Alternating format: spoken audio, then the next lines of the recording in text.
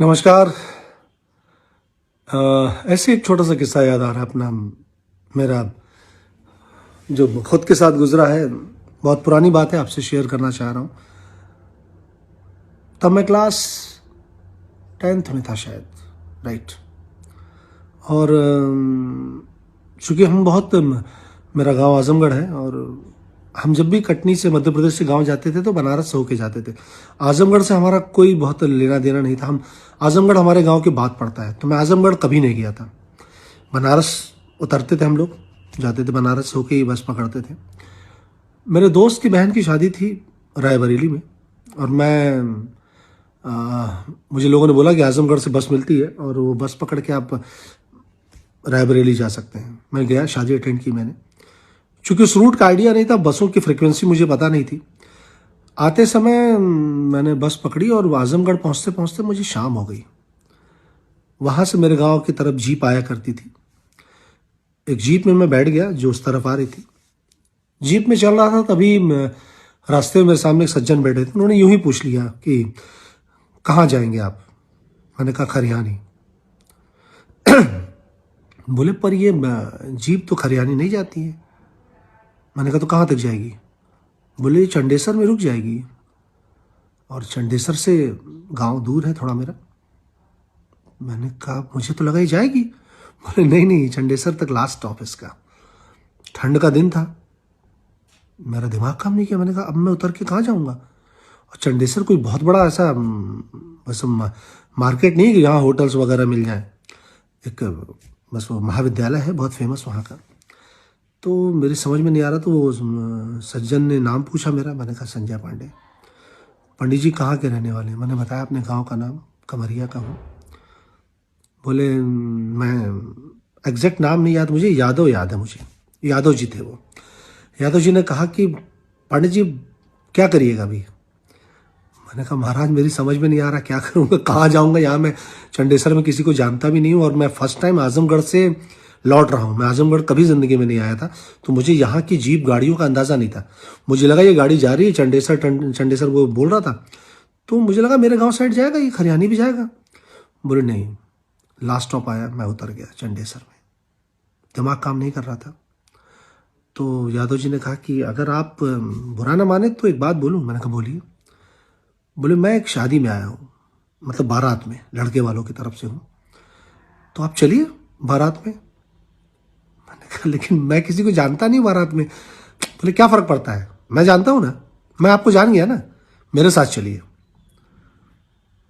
मरता क्या ना करता, मेरे पास कोई ऑप्शन ही नहीं था। मैंने कहा चलिए यादव जी, अब मेरे पास कोई चारा नहीं है सिवाय इसके कि मैं आपके साथ चलूँ। वो जो महाविद्यालय है वो वहाँ पे बारात रुकी हुई थी।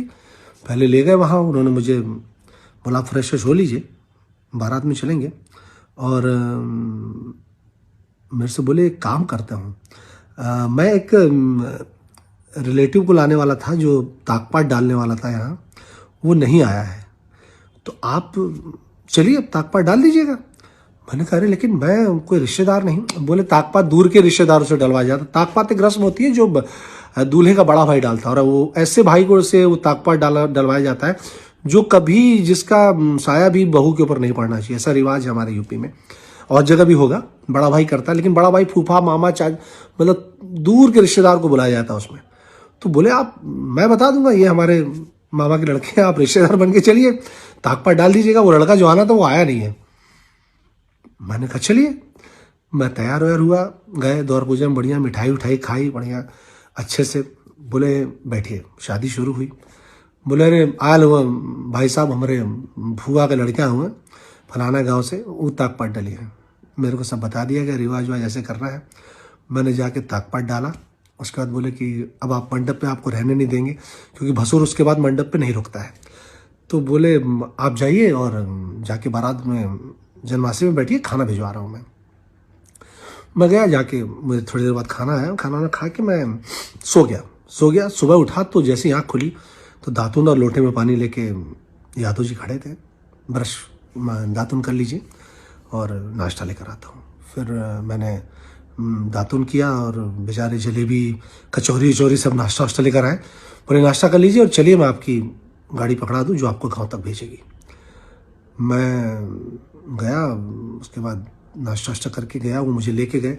उन्होंने बताया कि ये जीप खरियानी जाएगी, आप गाँव चले जाइए अपने। यादव जी से दोबारा मुलाकात नहीं हुई।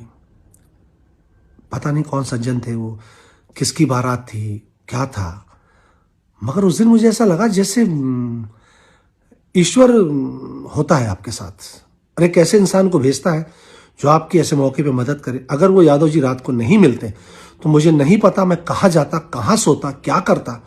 पैदल तो खरियानी नहीं आ सकता था, ये मैं जानता था। और ठंड का दिन था सर, बहुत ठिठुरती ठंड थी और मतलब कड़कती ठंड थी, समझ में नहीं आ रहा था। और यादव जी ने गाड़ी में बिठाना मुझे और हाथ जोड़ के प्रणाम किया।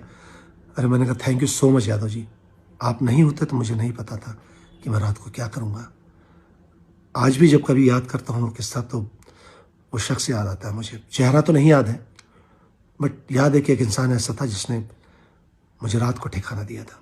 Thank you so much Yadav ji.